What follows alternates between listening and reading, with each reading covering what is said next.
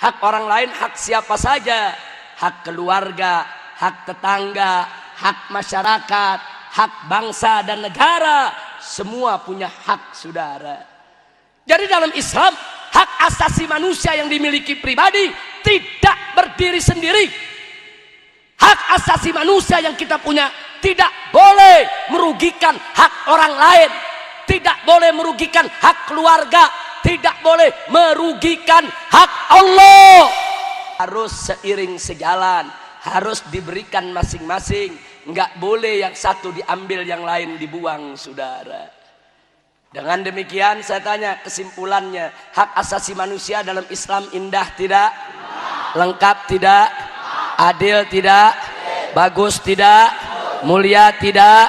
Suci tidak? Siap tegakkan HAM Islam? Siap bela HAM Islam? Takbir! Islam tidak boleh bertentangan dengan kewajiban asasi manusia. Kalau begitu hak asasi manusia dalam Islam indah tidak? Bagus tidak? Teratur tidak? Tersistem tidak? Bangga tidak jadi orang Islam? Takbir! Alhamdulillah. Itu pertama, bahwa hak asasi manusia dalam Islam tidak bertentangan dengan kewajiban asasi manusia. Alhamdulillah.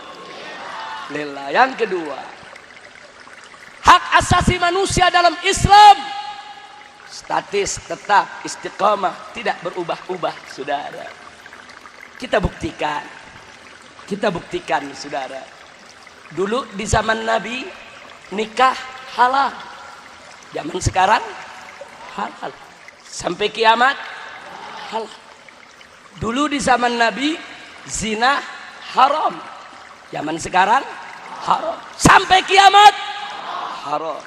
Wala taqrabuz zina innahu kana fahisyatan wa sa'a sabila.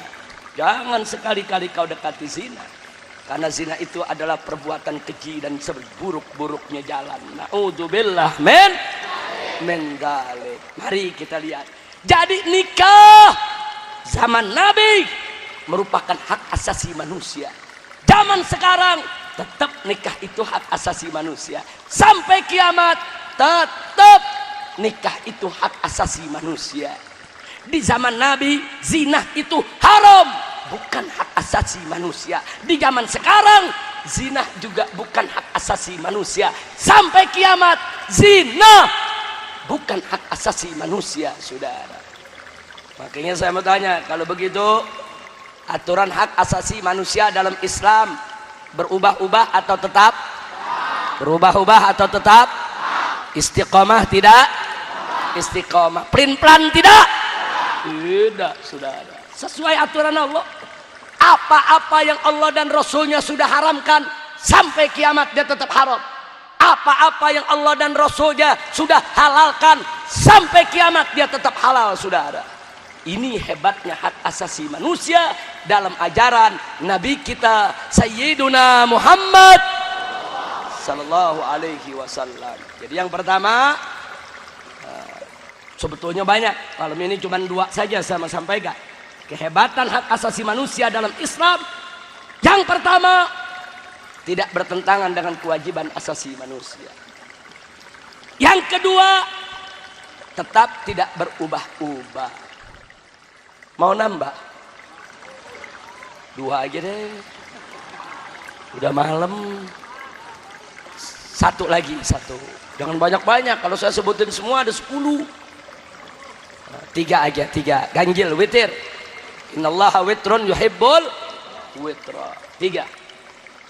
Yang ketiga, hak asasi manusia dalam Islam tidak berdiri sendiri, tapi dia terikat dengan hak-hak lainnya, saudara. Mana dalilnya? Tatkala Sayyidina Salman Al-Farisi mengatakan kepada Sayyidina Abu Darda radhiyallahu taala anhuma, Salman mengatakan, ya Abu Darda, inna li rabbika 'alaika haqqan wa inna li nafsika 'alaika haqqan wa inna li ahlika 'alaika haqqan. Hei Abu Darda, kata Sayyidina Salman, sesungguhnya untuk Tuhanmu atas dirimu ada hak, Dan sesungguhnya untuk dirimu sendiri, atas dirimu juga ada hak. Dan sesungguhnya untuk keluargamu, atas dirimu juga punya hak. Fa'ti kulladzi haqqin haqqahu. Karenanya kata Sayyidina Salman, berikan setiap yang punya hak sesuai dengan haknya masing-masing. Allah punya hak, berikan hak Allah. Pribadi kita punya hak, berikan buat diri kita. Keluarga kita juga punya hak, berikan hak keluarga kita, saudara. Luar biasa. Islam adil tidak? Indah tidak? Takbir. Coba lihat, hak asasi manusia dalam Islam tidak berdiri sendiri, saudara. Kita punya hak pribadi, tapi jangan lupa di sana ada hak Allah. Dan di sana ada hak orang lain. Hak orang lain hak siapa saja? Hak keluarga, hak tetangga, hak masyarakat, hak bangsa dan negara. Semua punya hak, saudara. Jadi dalam Islam, hak asasi manusia yang dimiliki pribadi tidak berdiri sendiri. Hak asasi manusia yang kita punya tidak boleh merugikan hak orang lain. Tidak boleh merugikan hak keluarga, tidak boleh merugikan hak Allah. Tidak boleh.